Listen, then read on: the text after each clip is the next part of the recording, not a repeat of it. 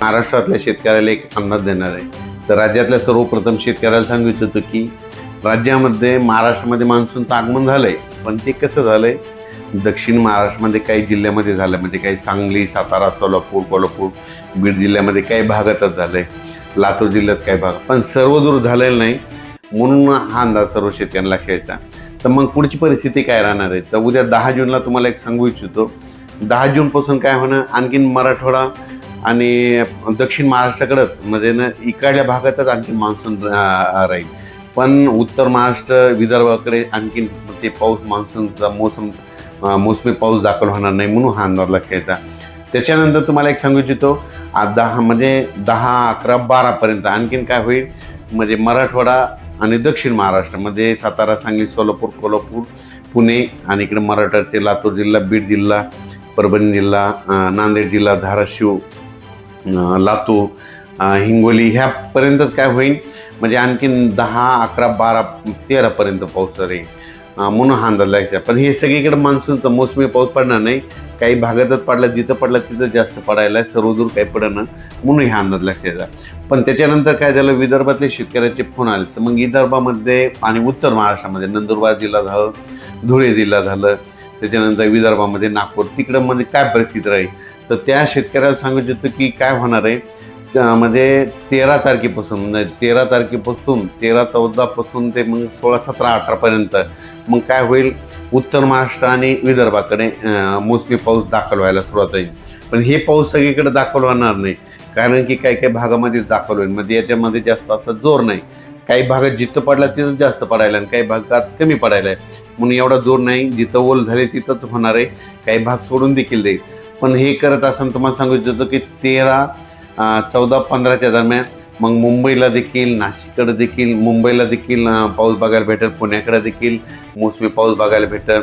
नंदुरबार, धुळे जिल्हा, जळगाव जिल्हा, संभाजीनगर जिल्हा, कन्नड ते भाग, त्याच्यानंतर सळेगाव तालुका, त्याच्यानंतर बुलढाणा जिल्हा, अकोला जिल्हा, अमरावती जिल्हा, वर्धा, भंडारा, गोंदिया, चंद्रपूर, यवतमाळ ह्या पट्ट्यामध्ये काय होईल, मग 13च्या नंतर तिकडल्या पट्ट्यामध्ये मोसमी पाऊस बघायला भेटेल.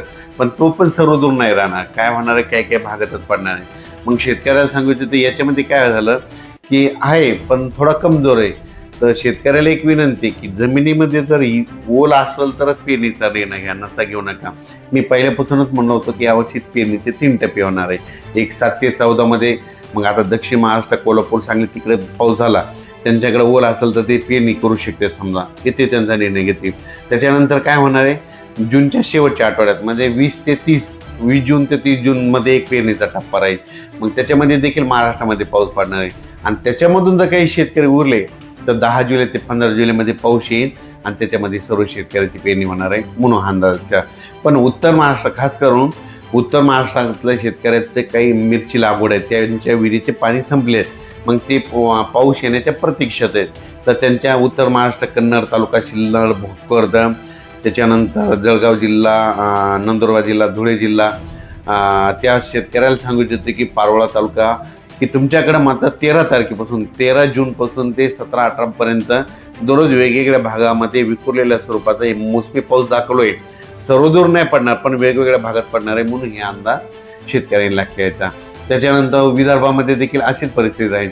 विदर्भामध्ये देखील काय होईल, 13 जूनपासून ते 17 18पर्यंत, 13 14 15ला 18 17 18च्या दरम्यान तिकडे विदर्भात देखील काही जिल्ह्यामध्ये दाखल होईल. पण हे सगळीकडे दाखल होणार नाही, काही भागात होईल. 20 जून ते 30 जूनमध्ये होईल. मग त्याच्यामध्ये मात्र आणखीन जवळपास खूप ठिकाणी भरपाई झालेली दिसत. म्हणून शेतकऱ्याला सांगू इच्छितो, पेरणी करत असताना निर्णय स्वतः घ्यावा, कारण की काय होतं, जमिनीमध्ये ओल नसाल, 4 बोटावर पेरणी केली तर ती फेल जाते. म्हणून चांगली ईदभर ओल गेल्याच्यानंतर शेतकऱ्यांनी पेरणीचा निर्णय घ्या.